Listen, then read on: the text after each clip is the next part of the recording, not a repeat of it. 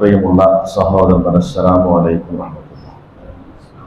ഇമാം അബൂ ദാവൂദും മറ്റും ഉദ്ധരിച്ച ഹദീസിൽ നബി സല്ലല്ലാഹു അലൈഹി വസല്ലമ പള്ളിയിൽ ഇരിക്കുമ്പോൾ ഒരു മനുഷ്യൻ നമസ്കാര ശേഷം പ്രാർത്ഥിക്കുന്നത് ശ്രദ്ധയിൽപ്പെട്ടു. ആ മനുഷ്യന്റെ നമസ്കാരവും പ്രാർത്ഥനയും എല്ലാം കഴിഞ്ഞതിന് ശേഷം നബി സല്ലല്ലാഹു അലൈഹി വസല്ലമ അയാളെ വിളിച്ചിട്ട് ചോദിച്ചു, അജ്ജിൽ ഹാദ, ഓ എന്തൊരു ധൃതിയാണ് ഈ കാണിക്കുന്നത് എന്നാണ്. അപ്പൊ അയാളുടെ നമസ്കാരത്തിനും ഒരു പക്ഷേ ധൃതിയാണ്, ശേഷമുള്ള പ്രാർത്ഥനയ്ക്കും അയാൾ ധൃതി കാണിക്കുകയാണ്. അപ്പൊ നബി സല്ലല്ലാഹു അലൈഹി വസല്ലമ പറഞ്ഞു, ഇതിങ്ങനെ ധൃതിയിൽ ചെയ്യേണ്ട ഒന്നല്ല പ്രാർത്ഥനകളൊക്കെയും. എന്നിട്ട് നബി കുറച്ച് മര്യാദ ആ മനുഷ്യന് പഠിപ്പിച്ചു കൊടുക്കുകയാണ്. നബി പറഞ്ഞു കൊടുത്തു,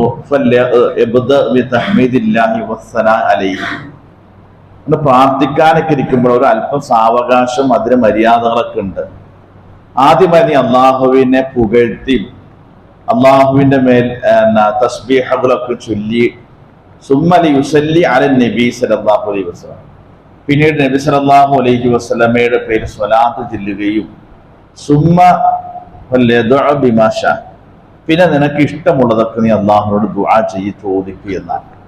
ഇതാണ് ആ സംഭവത്തിന്റെ ആശയം. അപ്പൊ ഒരാള് അയാളുടെ ധൃതി കാരണം അയാള് ഒരു അല്പം ധൃതി കാണിക്കുന്നത് കണ്ടപ്പോ നബി പറഞ്ഞു, ഇങ്ങനെയൊക്കെ ധൃതി കാണിക്കല്ലേ.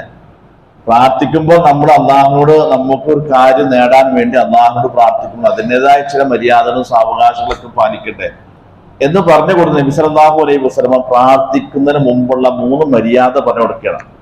ഒന്ന്, അള്ളാഹുവിനെ സ്തുതിച്ചും അള്ളാഹുവിനെ പുകഴ്ത്തിയും അള്ളാഹുവിനെ വാഴ്ത്തിയും ഒക്കെ ആദ്യം നീ പറയണം. എന്നിട്ട് നബി സല്ലല്ലാഹു അലൈഹി വസല്ലമയുടെ മേലെ സ്വലാത്ത് ചെല്ലണം. എന്നിട്ട് നിനക്ക് ഇഷ്ടമുള്ളത് പ്രാർത്ഥിക്കുക, അപ്പൊ നിനക്ക് ഉത്തരം കിട്ടും എന്നാണ്.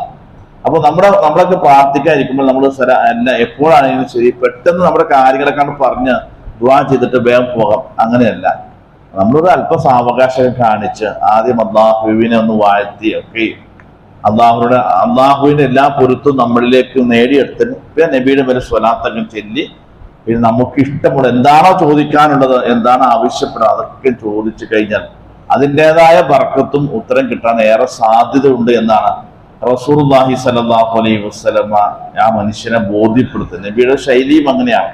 അതുകൊണ്ട് നമ്മുടെ നമസ്കാരങ്ങൾക്കും പ്രാർത്ഥനകൾക്കും അല്പ സാവകാശവും അതിന്റെ മര്യാദകളും ഒക്കെ നമ്മൾ പാലിച്ചുകൊണ്ടായിരിക്കണം മുന്നോട്ട് പോകേണ്ടത്. അള്ളാഹു നമ്മെ അനുഗ്രഹിക്കുമാറാകട്ടെ.